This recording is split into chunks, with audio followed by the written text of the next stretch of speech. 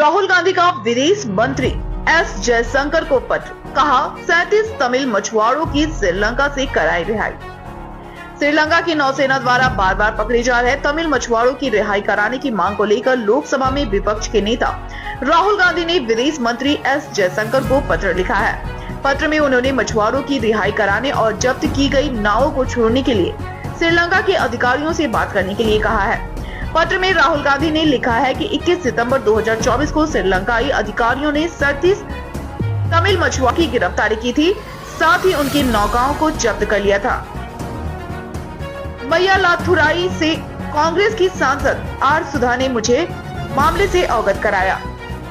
Mega नीलामी से पहले खिलाड़ियों पर मेहरबान हुआ बीसीसीआई, अब इतनी होगी खिलाड़ियों की मैच फी। आईपीएल 2025 की मेगा नीलामी से पहले भारतीय क्रिकेट कंट्रोल बोर्ड के सचिव जय शाह ने बड़ा ऐलान किया है। उन्होंने शनिवार को बताया कि टीम में शामिल खिलाड़ियों को प्रति मैच 7.5 लाख रुपए मैच फीस के रूप में मिलेंगे। वहीं सभी लोग लीग मैच खेलने वाले खिलाड़ियों को अपनी अनुबंधित राशि के अलावा 1.05 करोड़ रुपए मिलेंगे। बेटे जुनैद के साथ केबीसी 16 के मंच पर पहुंचेंगे आमिर खान। अमिताभ बच्चन के जन्मदिन की तैयारियां शुरू। कौन बनेगा करोड़पति 16 अपनी शुरुआत से ही लोगों के बीच धूम मचा रहा है। कई मशहूर हस्तियां अपनी फिल्म को प्रमोट करने या किसी सामाजिक उद्देश्य के लिए शो में आई हैं। हालांकि आमिर खान और उनके बेटे जुनैद खान को कुछ और योजनाएं हैं। वे केबीसी 16 में अमिताभ बच्चन को उनके जन्मदिन पर सरप्राइज देने आएंगे। नेपाल ने कोसी और गंडक बराज से 10.5 लाख क्यूसेक पानी छोड़ा, बांध टूटा, बाढ़ की तबाही शुरू। नेपाल प्रभाग में लगातार हो रही मूसलाधार बारिश के बाद कोसी नदी एक बार फिर उफान पर है। बीते 24 घंटे में ही कोसी नदी के जलस्तर में करीब 4 लाख क्यूसेक का उछाल आया है। नेपाल के बराज क्षेत्र में दोपहर 1 बजे 4,45,550 क्यूसेक पानी और कोसी बराज से 5,21,455 क्यूसेक पानी डिस्चार्ज हुआ। कोसी के उफान से सुपौल सहित सहरसा, मधेपुरा, मधुबनी, दरभंगा, खगड़िया, कटिहार और भागलपुर जिलों में भारी तबाही मचने की आशंका थी। कुछ घंटे बाद शाम 4 बजे अपडेट आया कि नेपाल ने कोसी बराज बीरपुर से 5,49,500 और गंडक बराज वाल्मीकि नगर से 5,01,650 क्यूसेक पानी छोड़ दिया है। फिर शाम 6 बजे कोसी बराज से का डिस्चार्ज बढ़कर 5,67,760 हो गया। इसके साथ ही बिहार में बाढ़ की तबाही शुरू हो गई है। जल संसाधन विभाग के प्रधान सचिव ने संबंधित जिलाधिकारियों को हाई अलर्ट जारी किया है। इस बीच नेपाल के फतुहा पुल के समीप नदी का बांध टूटने से भारत नेपाल सीमावर्ती क्षेत्रों में बाढ़ की तबाही का डर सामने आ गया है। रायसरन में अनियंत्रित होकर हवा में लटकी बस, बाल बाल बचे 18 यात्री। हिमाचल पथ परिवहन निगम के रामपुर डिपो की रामपुर सनेई वाया रचौली बस रायसरन के पास दुर्घटनाग्रस्त होने से बाल बाल बची। चालक के नियंत्रण खोने से बस सड़क से बाहर निकल गई और बस हवा में अटक गई।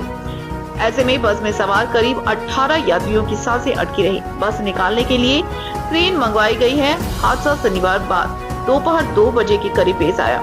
गनीमत यह रही कि बस चढ़ाई में थी, यदि उतराई में होती तो बड़ा हादसा हो सकता था। सर्दी के कारण दिसंबर से फरवरी तक रद्द रहेंगी 22 यात्री ट्रेनें। उत्तर रेलवे ने जारी की सूची।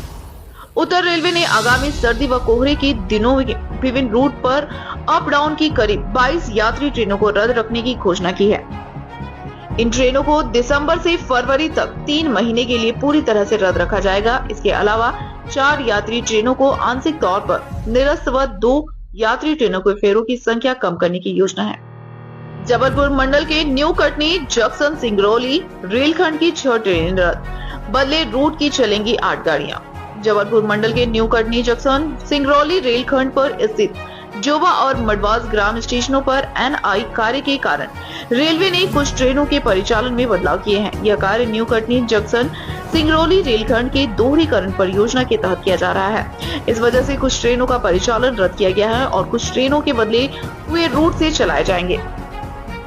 बैठक में खिलाड़ियों के रिटेंशन पर हो सकता है बड़ा फैसला। आरटीएम के नियम में भी बदलाव की संभावना। इस बैठक में पहले ESPN क्रिक इन्फो की रिपोर्ट में खुलासा हुआ है कि मेगा नीलामी के दौरान प्रत्येक टीम को 5 खिलाड़ियों के रिटेंशन की अनुमति दी जा सकती है। इसी के साथ एक राइट टू मैच कार्ड के उपयोग का भी विकल्प दिया जा सकता है। हालांकि अब तक यह फैसला नहीं हो सका है कि रिटेन किए गए खिलाड़ियों में कितने भारतीय और कितने विदेशी खिलाड़ी होंगे। जिरीबाम में फिर भड़की हिंसा, चूड़ा चांदपुर कांगपोक्पी में जनजीवन पूरी तरह से प्रभावित। मणिपुर में जिरीबाम जिले के एक गांव में शनिवार को कुछ संदिग्ध उग्रवादियों ने गोलीबारी की। मीडिया रिपोर्ट्स के मुताबिक कुछ हथियारबंद लोगों ने पास के पहाड़ियों और आसपास के घने जंगलों से मेतेई आबादी वाले गांव मोंगबुक पर अंधाधुंध गोलीबारी की, जिसके बाद गांव के स्वयंसेवकों की ओर से भी जवाबी कार्रवाई में गोलीबारी की गई है। इजरायली बमबारी में ईरानी रिवोल्यूशनरी गार्ड के जनरल की मौत, हमले के दौरान मौजूद था अब्बास। इजराइल की ओर से शुक्रवार को लेबनान की राजधानी बेरूत के दक्षिणी में हिस्से में हवाई हमला किया था। इस हमले में हिजबुल्लाह का कमांडर नसरल्लाह मारा गया था। नसरल्लाह के अलावा इस हवाई हमले में ईरानी रिवोल्यूशनरी गार्ड के एक जनरल की भी मौत हुई थी। बताया जा रहा है कि हमले में ईरानी सेना का डिप्टी कमांडर अब्बास हमले के बाद उस जगह पर मौजूद था।